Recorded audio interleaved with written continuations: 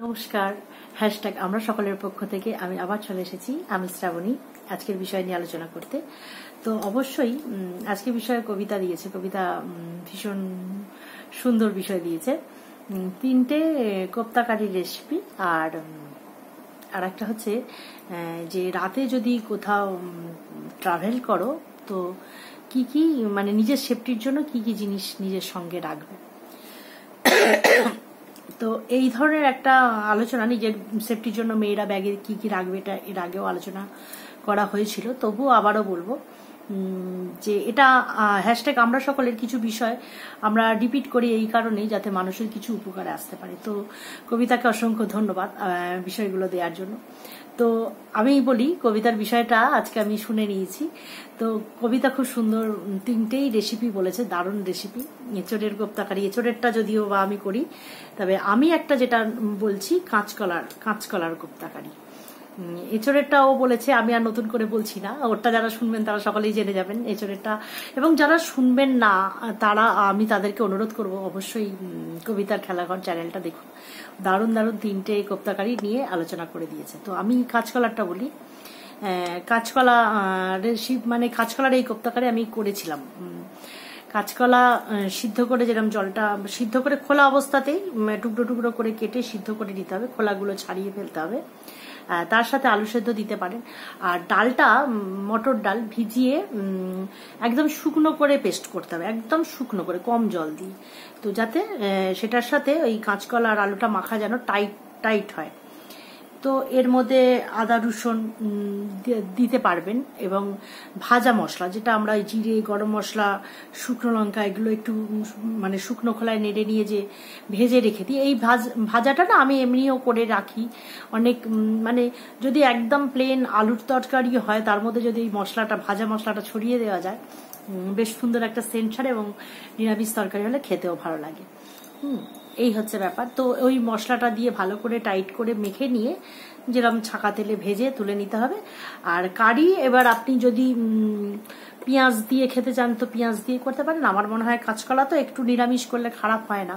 আর নিরামিষ একটা আদা রসুন জিরে এই সমস্ত বাটা দিয়ে, তেজপাতা, একটু সাদা জিরে ফোড়ন দিয়ে, অল্প তেল দিয়ে, যেটা টমেটো এই সমস্ত দিয়ে একটা কারি মতন বানিয়ে নিতে হবে, যেরকম সাধারণ কারি আমরা বানিয়ে নিয়ে তার মধ্যে কোপ্তাগুলো যে বানিয়েছেন সেইগুলো ছেড়ে দিলেই দারুণ হয়ে যাবে।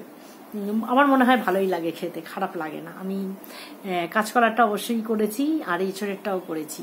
আর একটা যেটা করা যেতে পারে সেটা হচ্ছে চিকেন দিয়েও করা। কবিতা মাটন বলেছে, আমি চিকেন দিয়েও এটা এরকমই একই।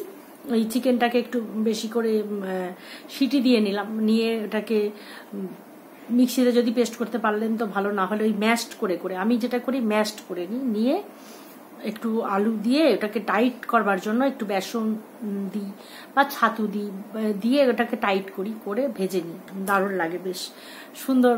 তারপরে ওরকম যেহেতু চিকেন হলে ওটা পেঁয়াজ একটুখানি বাটা এরকম দেওয়া যেতেই পারে, পেঁয়াজ রসুন বাটা দিয়ে ওটাকে গোল গোল আকারে ছাকা তেলে ভেজে তুলে নিলেন। তারপরে যেরকম কারি বানাবেন সেটা আপনি পেঁয়াজ দিতেও পারেন বা না দিতে পারেন, কিন্তু পেঁয়াজ দিলেই আমার মনে হয়, চিকেন যেহেতু পেঁয়াজ দিলে একটু টেস্টটা ভালো হয়।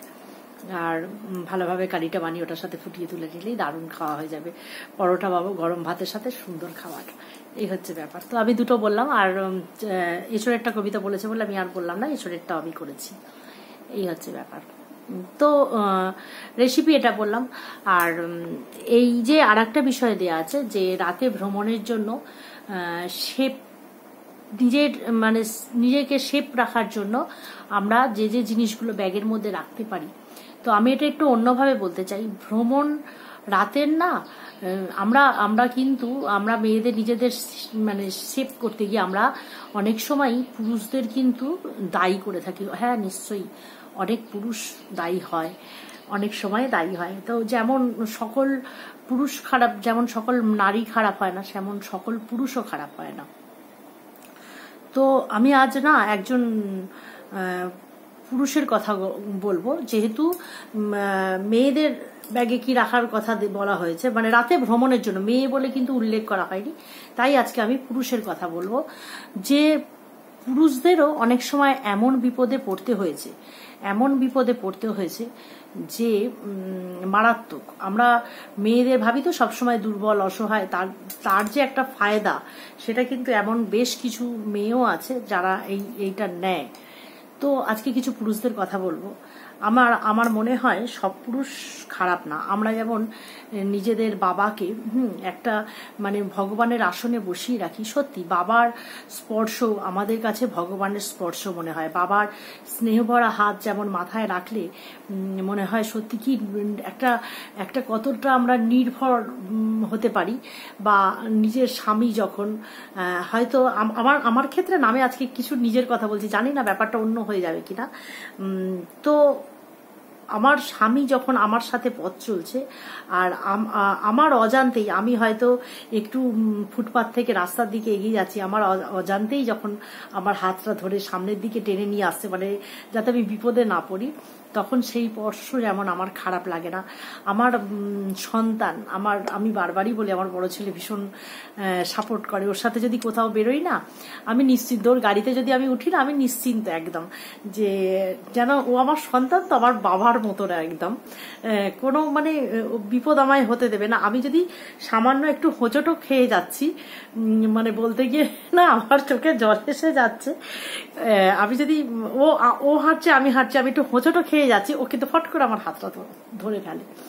তো যাই হোক, এই ধরনের স্পর্শগুলো কিন্তু আমাদের মানে খারাপ দেয় না। হ্যাঁ, এটা যারা মানে অনুভব করতে পারবে তারাই একমাত্র বুঝতে পারবে যে সব স্পর্শ খারাপ হয় না। রাস্তার মানে অচেনা পুরুষ হলেও তাদের যে ইন্টেনশনটা সবসময় খারাপের দিকে তা কিন্তু নয়।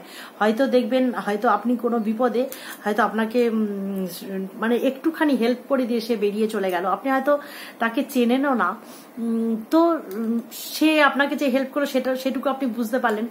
এটা যে আপনি বুঝবেন, মনের মধ্যে কিন্তু সেই একটা আনন্দ থাকবে। দেখবেন অনেক সময় অনেক বয়স্ক মানুষকে আমরা হয়তো নিচু নজরে দেখি যে উনি হয়তো আমাদের খারাপ, কিন্তু সবসময় কিন্তু এই ধরনের মানুষগুলো আমাদের খারাপ চেয়ে কিন্তু মানে আমাদের উপকার করতে আসে না। আমাদের হয়তো ওনারা যেহেতু নিজে থেকে এগিয়ে আসেন, অনেক সময় আমরাই ভুল বুঝে ফেলি হয়তো। তবে যেমন ওই যে বললাম, সব মানুষ ভালো বা মন্দ সবার মধ্যেই আছে। একজন নারীর মধ্যে যেমন ভালো মন্দ আছে, এমন একজন পুরুষের মধ্যেও ভালো মন্দ আছে। তো আমি আজকে একজন মানে সহনশীল পুরুষের কথা আমি আপনাদের বলবো, যে একজন পুরুষ সে রাত্রিবেলা মানে প্রত্যেককেই সতর্ক থাকতে হবে। রাত্রের ভ্রমণে যদি বেরিয়ে থাকো তো প্রত্যেককেই সতর্ক থাকতে হবে যে আমার দিক থেকে আমি নিজেকে একটা এমন জায়গায় রাখবো যে কোনো পরিস্থিতিতে আমি যেন বিপদে না পড়ি। তার জন্য আগে আমাদের কিন্তু সতর্ক হতে হবে। যে কোনো পরিস্থিতিতে আমরা থাকবো সতর্ক। একজন মেয়ে যেমন মানে কিছু মানে কি বলবো, পশু মতো যাদের চিন্তা ভাবনা, সেই ধরনের মানুষদের থেকে বাঁচবার জন্য নিজের সেফটির ব্যবস্থা করে। হয়তো ব্যাগে কিছু ধারালো জিনিস রাখলো, আমি বলি যে একটা ধারালো জিনিস অবশ্যই দরকার। নিজেকে বাঁচানোর জন্য অনেক কিছু, একটা ভালো কিছু জায়গার ফোন নাম্বার দরকার। বাড়ি থেকে কোথায় বেরোচ্ছ তা সেটা বাড়ির গার্জেনদের আগে বলে যাও, তাহলে তোমরা বিপদে কম পড়বে। সেরকম একজন পুরুষেরও কিন্তু সতর্ক হওয়া দরকার। এক রাতে, এটা একটা গল্পের মতোই বলি আমি, এটা একটা গল্পই, মানে কি বলে না, সত্য ঘটনা অবলম্বনে গল্প, এটা আমার সেইভাবেই শোনা গল্প। তো এক রাতে এক পুরুষ ফিরছে, সে এমন একটা জায়গায় চাকরি করে, সেই চাকরিটার ক্ষেত্র থেকেই ফেরে অনেকটা রাত হয়ে যায়। তো একটা জায়গা থেকে ফেরার সময় একজন মহিলা তাকে দাঁড় করায়, সে ওই এমনি বাইক নিয়ে ফিরছে আর কি। তো দাঁড় করায় যে আমাকে একটু হেল্প করুন, এমন যে আমাকে নামিয়ে দিন এমন একটা জায়গায় যে আমি এখানে বিপদ। তখন সেই পুরুষ ভাবছে যে সত্যি তো এখানটা জনমানব শূন্যহীন জায়গা, তো একজন মহিলার পক্ষে সত্যিই সে হয়তো বিপদে পড়েছে, তাই জন্যই সে আমাকে এভাবে দাঁড় করিয়েছে। তা উনি তখন একটু ইতস্তত করলে উনি কিন্তু দাঁড়িয়ে ওই ভদ্রমহিলাকে পিছনে উঠবার আদেশ দেন। তো কিছুটা দূর, একটুখানি মানে কিছুটা যাওয়ার পরেই ভদ্রমহিলা নিজের ব্যাগ থেকে ছুরি বার করে মানে পিছন দিয়ে হাতটা ওনার গলায় ঠেকিয়ে বলেন যে যা তোমার কাছে আছে আমাকে দিয়ে দাও, শিগগিরই দিয়ে দাও, শিগগিরই, না হলে এক্ষুনি এখানে শেষ করে দেবো। উনি ওই ভদ্রমহিলা বলতে না বলতেই দুপাশে থেকে আরো দুজন বাইক নিয়ে কিন্তু এসে ওনাকে ঘিরে ধরে, এমন অবস্থা। তো তখন ওই ভদ্রলোক কি করবে, ব্যাগটা পুরো কেড়ে নিয়ে নেয়, হাত থেকে ঘড়ি নিয়ে নেয়, ওনার গলায় চেন ছিল সেটা নিয়ে নেয়, নিয়ে বাইকের চাবিটা নিয়ে নেয়। তখন ওই ভদ্রলোক কি করবে, দিয়ে আবার এমন ভাবে ধাক্কা মেরে ফেলেও দেয় যে সে সঙ্গে সঙ্গে উঠতেও পারে না। তখন ওইভাবে যে ওই অপ্রস্তুতে পড়ে সেই ভদ্রলোক তখন কি করবে, মানে সে তো এমনি ভয়তে থরথর করে কাঁপে, যেহেতু যে তাকে যে প্রাণে মেরে দেয়নি, এরকম একটা ব্যাপার। তো ওনারা অনেকটা চলে যাওয়ার পরে, ওই গাড়ি টাড়ি নিয়ে সমস্ত কিছু চলে যাওয়ার পরে উনি আস্তে আস্তে উঠে হাঁটতে থাকেন। ওনার কাছে না আছে ব্যাগ, না আছে কিছু, না নিজের ফোনটাও নেই, এমন মানে কি অবস্থা যে উনি কাউকে জানাতেও পারছে না। তখন উনি ওখান থেকে হাঁটতে থাকেন। বেশ কিছুটা আসার পরে উনি লোকালয়ে এসে মানে যোগাযোগ করার চেষ্টা করেন, মানুষদের বলেন যে আমার সাথে এরকম হয়েছে। তো আর একজন সদয় ব্যক্তি তাকে আর কি কোনোভাবে বাড়িতে পৌঁছে দেয়। তারপরে উনি পুলিশের দ্বারস্থ হন। তো পুলিশ যেহেতু কোনো ওই জায়গায় এরকম হয়েছে কোনো প্রমাণ ছাড়া ওনাকেই দোষারোপ করছে যে আপনি অমনি একজন ভদ্রমহিলা দেখে অমনি তুলে নিলেন। তখন উনি কিছুতেই বোঝাতে পারছেন না যে সেই ভদ্রমহিলা এমন অসহায়ের মতন মুখ করে ওনার কাছে এই অনুরোধটা করেছেন যে উনি এড়িয়ে যেতে পারেননি। না হলে উনি একজন ভালো মানুষ, এবং ওনার স্ত্রীও বলে যে না, আমার স্বামী একজন ভালো মানুষ, এতদিন উনি চাকরিতে যাচ্ছেন আসছেন, কোনোদিনও তো এরকম হয়নি, তো হঠাৎ আজকে এরকম বিপদ হয়েছে, আমরা এখন কি করবো।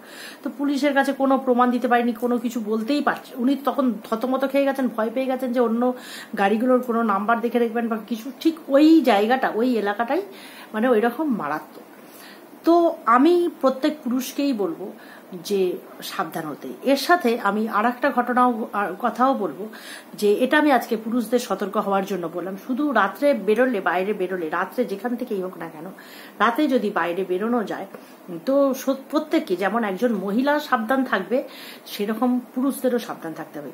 এবার আমি যার কথা বলবো সেটা হচ্ছে আমার একদম নিজের ছোট ভগ্নিপতির কথা বলবো। আমার ছোট ভগ্নিপত একটা জায়গায় চাকরি করে, আর একটা যেটা কাজ করে ওটা ওর হচ্ছে সুন্দর একজন আর্টিস্ট, শিল্পী যাকে বলবো, ওই থিমের কাজ করে, পুজো প্যান্ডেলের যে বড় বড় থিমের যে কাজ হয় সেগুলো করে।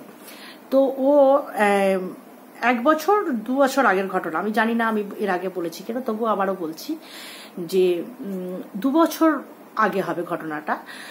আমি তখন বাড়িতেই আছি। এবার আমার যেহেতু বারবারই বলি, আমার যেহেতু বড় ভাই নেই, হঠাৎ আমার ছোট বোন ফোন করে এই ঘটনার কথা আমাকে শোনানো মাত্রই আবার বাড়িতে গেছি। তো আমার ভগ্নিপত এরকম গাড়ি নিয়ে অফিস থেকে যেখানে আর কি ও প্যান্ডেলটা করবে তার আগাম কিছু অ্যাডভান্স, মানে ওখানে কথা বলতে গেছে, তো তারা অ্যাডভান্স দিতে চেয়েছে। তো অ্যাডভান্স প্রথমে নিতে চায়নি, তা সত্ত্বেও ও নিয়েছে, অ্যাডভান্সটা নিয়েছে। তারপরে ঠিক ওই যে হাওড়ার জানেন ডোমজুর থেকে আরেকটু ওইদিকে ওই জায়গাটা, মানে ওখানটায় ঠিক এমনই, ওখানটা ওই যে কম লোকজন আর কি, লোকালয়টা কম, মানুষজন কম, এরকম ওই জায়গা থেকে ও ওই রাত্রে বাড়ি ফিরছে 10টা 10:30 এরকম হবে। তো কিছু মানুষ এই ওখানে অমুক চুরি হয়েছে এরকম করে একটা করতে করতে গেছে। তার কিছুটা যাওয়ার পরেই ওকে ওরকম গাড়ি নিয়ে আটকে দিয়ে গলায় ছুরি ধরেছে। ও খুব মানে বুদ্ধির সঙ্গে, ও নাকি ওই চোর যখনই বলেছে তখন ও নাকি গলার চেনটা খুলে ওখানে রুমালের মধ্যে ওর পকেটে ভরে নিয়েছিল। তখন ওর কাছে যা আছে চেয়েছে, ফোন টোন গুলো সব দিয়ে দিয়েছে। আর তারা কি করেছে, ওর গাড়ির চাবিটা কিন্তু নিয়ে ফেলে দেয়নি, ওর গাড়ির চাবিটা লাগিয়ে চাবিটা ওরা নিয়ে নিয়েছে, গাড়িটা ওখানে রেখে গেছে, গাড়িটা নেয়নি। তো ও ওই যখনই ওকে এসে আটকেছে কোনোভাবে ও ওই পকেট থেকে চেন সমেত রুমালটা নিচে ফেলে পায়ে চেপে দাঁড়িয়েছিল। তারপরে সেই দিন ওরা তো চলে গেল, ওর কাছ থেকে ওই ফোনটা নিয়ে টাকা কিছু ছিল সেটাও নিয়ে নিয়েছিল। তো ও কোনো রকমে ওরা চলে যাওয়ার পরে ওই গাড়িটাকে হাঁটিয়ে নিয়ে গিয়ে ডাইরেক্ট থানায় গেছে। থানা থেকে যেখানে ওকে টাকা দেওয়া হয়েছিল সেই মানুষদের ফোন করেছে, তারপরে সেখান থেকে ওরা এসে ওকে বাড়ি আর কি পৌঁছে দিয়েছে। তো এই যে ঘটনাটা, তারপরে পুলিশের দ্বারস্থ হয়েছে, পুলিশ থেকে ওইটা খুঁজে পাওয়া গেছে বা কিছু, যাই হোক এই যে বিপদের মুখে, এবার ওরা তো ভয় পেয়ে গেছে সেই মুহূর্তে। ওকে তো এরকম হামেশাই করতে হয়, যেখানে ও প্যান্ডেল করে সেখান থেকে ওকে অ্যাডভান্স নিয়ে আসতে হয়। সবসময় যে দিনের বেলা এগুলো পারবে তা তো না, এগুলো রাত্রিবেলা হয়। তো রাত্রে যদি এরকম বিপদের মুখে পড়ে, তো আমরা না প্রত্যেকেই বিপদে পড়তে পারি। শুধুই যে মেয়েরা বলে বিপদে পড়বো বা ছেলেরা বলে পড়বো না, এটা কিন্তু নয়। এটা আমাদের মনের মধ্যে রাখতে হবে যে আমরা কিন্তু প্রত্যেকেই বিপদগ্রস্ত হতে পারি। তার জন্য আমাদের কি হচ্ছে, আগাম সতর্কতা দরকার। যে টাকা পয়সা যখনই নেব একটু দিনের বেলা, এখন যেমন ওকে আমি তখনই বলেছিলাম যে যখনই টাকা পয়সা নেবে, তারপরেও তো সেই প্যান্ডেল করেছিল, টাকা পয়সা নিয়েছিল, তুমি দিনের বেলা আসার চেষ্টা করবে, এবং যেখানটা ওই রকম সেই রাস্তাটা যদি এড়িয়ে যেতে পারো, যদি কাছে পিঠে অন্য রাস্তা থাকে, বা যখন জনবহুল যখন বেশি লোকজন থাকবে আর কি, সেই সময় সেখান দিয়ে যাতায়াত করো। তো এইভাবেই প্রত্যেককে কাজের ক্ষেত্রে যেতে হবে, এখন ছেলে মেয়ে নির্বিশেষে প্রত্যেকেই কাজের ক্ষেত্রে বেরোতে হয়। কে যে কখন কিভাবে বিপদে পড়বে এটা কিন্তু বলা যায় না। তো প্রত্যেকেই সতর্ক হতে হবে, তবে মেয়েদের ক্ষেত্রে একটু বেশি সতর্ক হতে হবে, যেহেতু একটা বেশি বিপদগ্রস্ত হয় মেয়েরাই, ছেলেরা যে একদম হয় না সেটাও কিন্তু নয়। আমি তার জন্য দুজনদেরই সতর্ক হতে বললাম, যে যেন দুজনেই মানে ছেলে মেয়ে নির্বিশেষে, পুরুষ মহিলা নির্বিশেষে সকলেই সতর্ক থাকো, এটাই বলবো। এবং নিজেদের সেফ রাখার জন্য প্রত্যেকেই কাছে ছোট একটা, আমার মেজো বোন চাকরি করে, ফেরে অনেক সময় রাত্রে ফেরে, ও খবরের এতে আছে যেহেতু, আপনার আকাশবাণী ভবন, ও খবরের এতে ওতে তো ছুটি কম, অনেক সময় রাত্রে ডিউটিটা যখন পরে রাত্রে ফিরতে হয়, তখন একটুখানি আমি ওকে ওই জন্য বলি ব্যাগে সবসময় একটা ছুরি রাখবি, অবশ্যই স্প্রে যেগুলো পাওয়া যায় সেগুলো রাখার চেষ্টা করলে ভালোই হয়, এই হচ্ছে ব্যাপার। তো এগুলো নিয়ে সতর্ক সকলেই থাকবে, জানি আজকালকার দিনে প্রত্যেকেই জানেন, তবুও বলবো আগাম সতর্কতা প্রত্যেকেরই জরুরি। এবং রাস্তাঘাটে আমরা যখনই চলছি তখনই কেউ যদি অনুনয় করলো তো কি কারণে করছে একটুখানি দেখে নিতে পারলে, জানি বিপদ বলে কয়ে কারোর আসে না, তবুও একটু দেখে নিতে হয়, একটু সতর্ক হতে হয়। একবারে উদাস হয়ে বেশি উদারতা দেখাতে গেলেই তখনই মানুষকে কিন্তু আজকালকার দিনে মানুষকে কিন্তু বেশি বিপদে পড়তে হয়। তো ওই যে বললাম সামান্য অভিজ্ঞতা জীবনে, এইটুকু জীবনে আমার এই যতখানি বয়স হয়েছে ছোট থেকে যা দেখে যতটা অভিজ্ঞতা, সেটুকু নিয়েই আমি আলোচনা করতে আসি এখানে। যদি কারোর কখনো কোনো উপকারে লাগে অবশ্যই একটু বলবেন যে ঠিক বললাম কি ভুল বললাম। প্রত্যেকেরই সতর্কতা দরকার। প্রত্যেক পুরুষ কিন্তু কখনোই খারাপ হয় না, যেমন প্রত্যেক মহিলাও খারাপ নয় তেমন প্রত্যেক পুরুষও খারাপ নয়। অনেকেই কিন্তু আমাদের সত্যিকারের সাহায্য করবে বলেও হাতটা বাড়িয়ে দেয়, এরকম অনেক অচেনা পুরুষ আছে। আমরা যদি একটু ভেবে দেখি, সারা জীবনের জন্য চিন্তা করলে একটু ভেবে দেখি, যদি কখনো কোনো মানুষ, হয়তো এমন মানুষ আছে যারা মানে আমাদের উপকারে আসে, সেরকম মানুষ কিন্তু পুরুষ মানুষই অনেক সময়ই আমাদের উপকার করে, কিন্তু হয়তো তাদের উপকারটা আমরা ঠিকঠাকভাবে বুঝতে পারি না, তো আমরা তখন তাদের খারাপ চোখে দেখে থাকি, এই হচ্ছে ব্যাপার। তো যাই হোক, এটাই বললাম, জানি না কি বললাম। সকলে ভালো থেকো, সুস্থ থেকো, হাসিতে খুশিতে থেকো, আনন্দে থেকো। আবার আসবো অন্য কোনো দিন অন্য কোনো আলোচনা নিয়ে। চললাম আজকে পর্যন্ত।